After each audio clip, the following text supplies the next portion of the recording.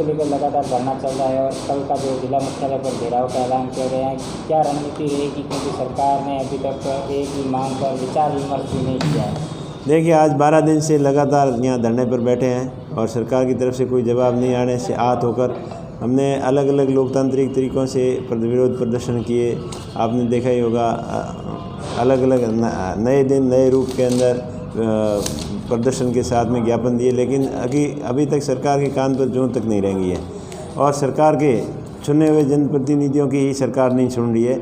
इसलिए कल पूरे ज़िले में अनाउंस किया हुआ है और पूरे ज़िले से लोग आएंगे और जिला कलेक्टर का घेराव करेंगे और बाड़मेर के अंदर वाहन रैली निकालकर पूरा प्रशासन को सताया जाएगा। इस संबंध में ये प्रेस वार्ता रखी हुई है।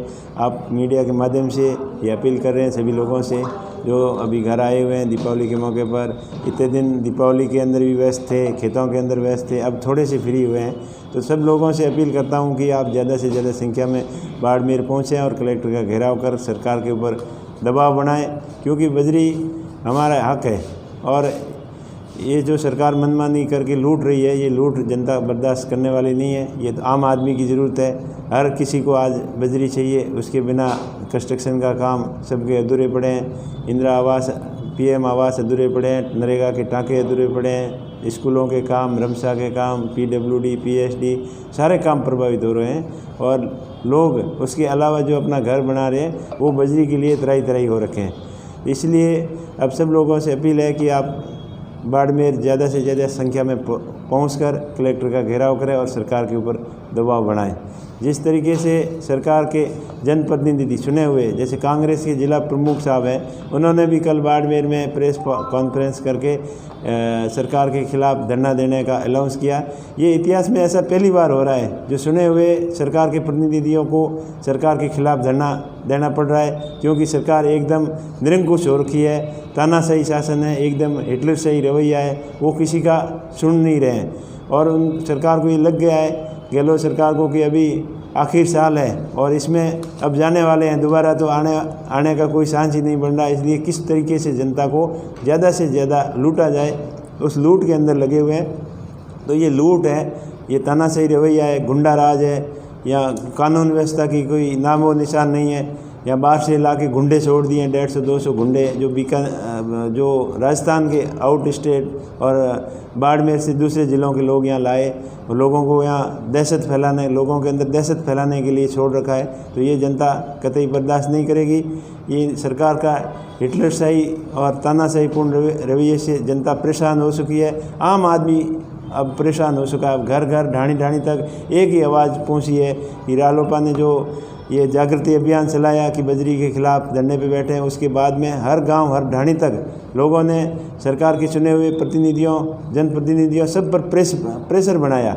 इस वजह से ही कल उन्होंने प्रमुख साहब ने प्रेस वार्ता करके धरने का अनाउंस किया। ये रालोपा का ही परिणाम था कि सभी ने जागृत करके लोगों को और जनप्रतिनिधियों पर प्रेशर बनाया। और मेरी तो आम जन से यही अपील है कि आप ज़्यादा से ज़्यादा संख्या में बाड़मेर पहुंचकर कल हज़ारों की संख्या में बाड़मेर के अंदर बाइक रैली निकालेंगे और कलेक्टर का घेराव करेंगे। सर, इस घेराव के बाद क्या रणनीति रहेगी? अब देखो, घेराव के बाद में फिर हनुमान जी का प्रोग्राम रहेगा। ज़रूरत पड़ी तो हाईवे भी जाम होगा, ट्रैक भी जाम होंगे, लाखों की संख्या में भीड़ इकट्ठा होकर इस हक को हम लेके ही रहेंगे। इस तरीके से जनता को लूटने नहीं देंगे सरकार के गुंडों द्वारा। और सरकार का इतना पैसों के प्रति मोह बढ़ गया है कि उन पैसों के चक्कर में खून की प्यासी हो चुकी है। कई लोगों की जान ले ली है, कई लोगों के साथ मारपीट हत्याएं। आज मोटा मोटी देखें तो बाड़मेर ज़िले के अंदर डेली 500 गाड़ी की बजरी की अगर सप्लाई करें तो 20,000 रुपये के हिसाब से हिसाब लगाएं तो महीने का कम से कम ये 300 करोड़ की लूट है और साल के अंदर तो 4,000 करोड़ की लूट है। ये लूट हम आंखों देखे सामने कैसे बर्दाश्त कर सकें? इसमें सरकार का भी बड़ा नुकसान हो रहा है, राजस्व का नुकसान हो रहा है, क्योंकि ठेकेदार हैं, सारे पैसे कैश ले रहा है और कैश लाए कहाँ से लोग, और जो भी लाए तो उनका हिसाब कहाँ से दें?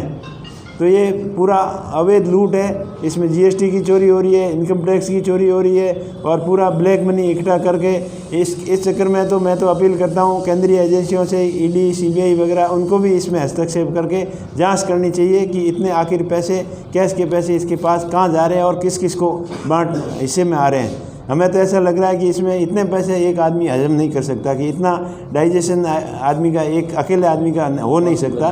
इसके अंदर कई लोगों का भाग हो सकता है, सरकार के मंत्रियों का भाग हो सकता है, बड़े लोगों का भाग हो सकता है, कुछ हिस्सा शायद अफसरशाही में भी हो सकता है, क्योंकि अफसरशाही को खुलेआम गुंडागर्दी के खिलाफ कोई कार्रवाई नहीं कर रही है, सब दबी जुबान में है।